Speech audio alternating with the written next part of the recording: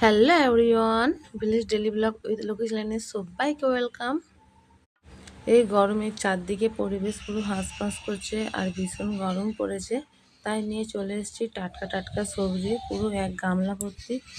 দেখো সবজির মধ্যে কী কী আছে। সবজির মধ্যে ছিল নোটে শাক, পুঁই শাক, বেগুন, ঢেঁড়স, কুমড়ো, পটল।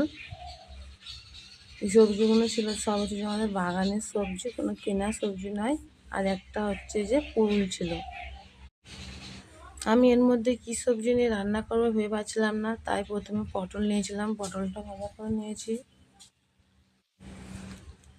পটল ভাজা করেছি। পটল ভাজা রান্নাগুলোতে ভীষণ ভালো খেতে লাগে। আর এর মধ্যে নিয়ে নিয়েছি শাক ভাজা। শাক ভাজাটা একটু ঘন করে পেঁয়াজ দিয়েছি যাতে খেতে ভালো লাগে। আর এই গরমে শাক ভাজা খেলে শরীরের পক্ষে ভীষণ উপকার। আর ঢেঁড়স চচ্চড়িটা তার আগে করে নিয়েছিলাম, আপনাদের ক্যামেরাবন্দি করতে পারিনি, দুঃখিত। গরমের মধ্যে একটু বেশি করে না শাকসবজি খেলে হয় না। আর তারপরে করে নিয়েছিলাম দেশি ডিমের ঝাল।